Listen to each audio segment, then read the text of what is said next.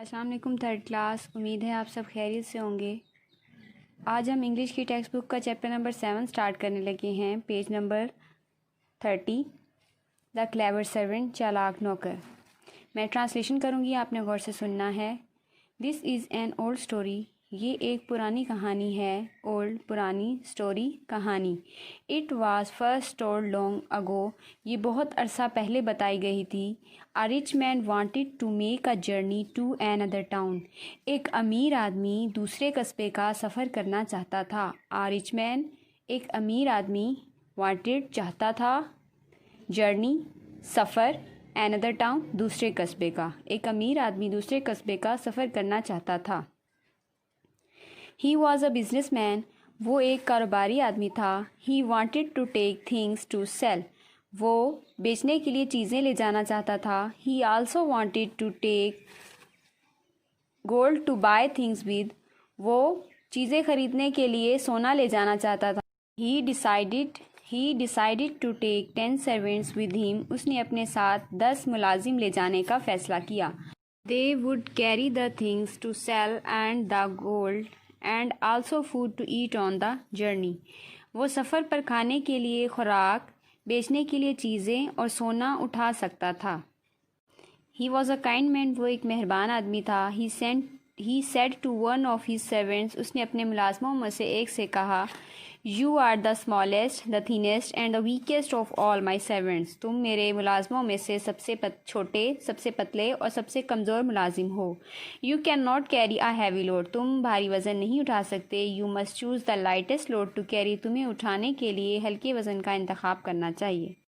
The servant thanked his master for his kindness, मुलाजिम ने अपने आका की मेहरबानी का शुक्रिया अदा किया। काइंडनेस, मेहरबानी।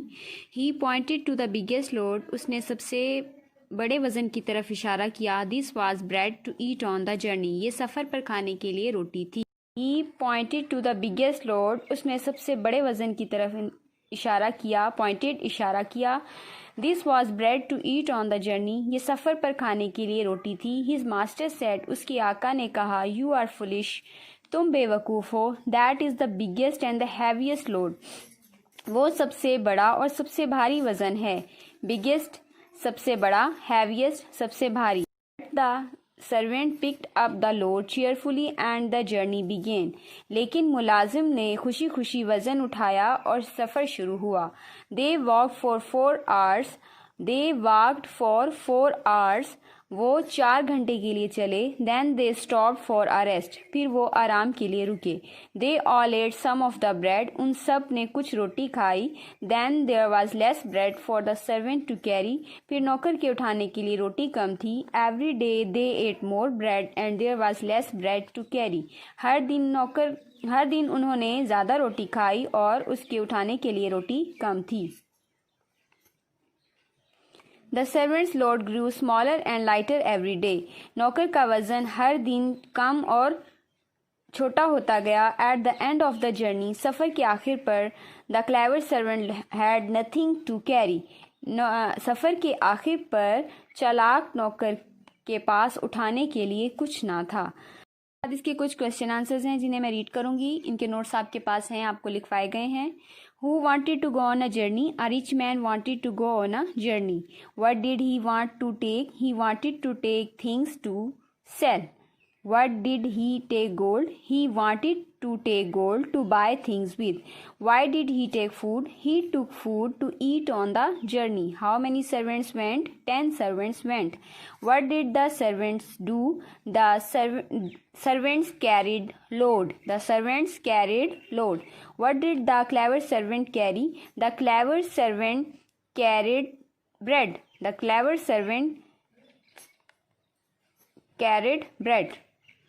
What did they stop?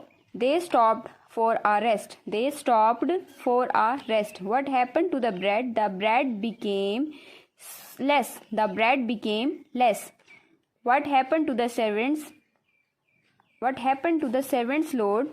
The servants' load became smaller and smaller every day. के बाद इसी चैप्टर के कुछ वर्ड्स मीनिंग हैं जो मैं रीड करूंगी, आपने गौर से सुनना है ओल्ड पुरानी, स्टोरी कहानी, रिच मैन अमीर आदमी, जर्नी सफ़र, टाउन कस्बा, बिजनेसमैन कारोबारी आदमी, बाय खरीदना, डिसाइडेड फैसला किया, काइंड मेहरबान, स्मॉलेस्ट सबसे छोटा, थिनेस्ट सबसे पतला, वीकेस्ट सबसे कमज़ोर, कैरी उठाना, हैवी भारी, चूज़ इंतखाब करना, चेयरफुली खुशी खुशी, स्टॉप रुके, पिक्ड उठाया, फुलिश बेवकूफ़, काइंडनेस मेहरबानी। इन वर्ड्स मीनिंग को आपने अच्छे तरीके से याद करना है और डिक्टेशन के लिए भी इनको याद करना है। इसी तरह इन्हीं वर्ड्स में से मैंने कुछ वर्ड्स लिखे हैं जिनके मैंने सेंटेंसेस बनाए हैं। सबसे पहला वर्ड है ओल्ड, पुरानी या पुराना।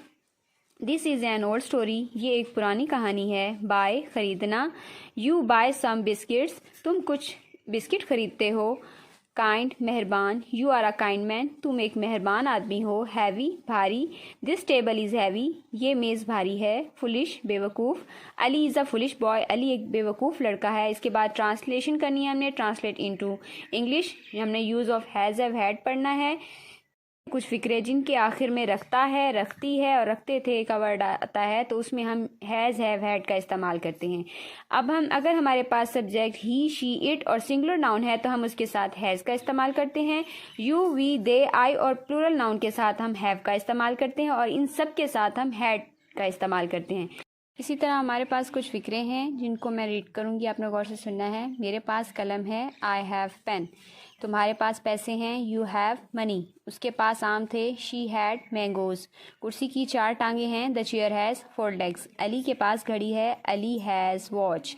नेगेटिव सेंटेंसेस में हम हैज़ हैव हैड के बाद नॉट का या नो या नॉट का इस्तेमाल करते हैं। अली के पास घड़ी नहीं है, अली हैज़ नो वॉच। मेरे पास कलम नहीं था, आई हैड नो पेन। इसी तरह इंटेरोगेटिव सेंटेंसेस में हम हैज़ हैव हैड को स्टार्ट में लेकर आते हैं। क्या अली के पास घड़ी है, हैज़ अली वॉच। क्या मेरे पास कलम था, हैड आई पेन।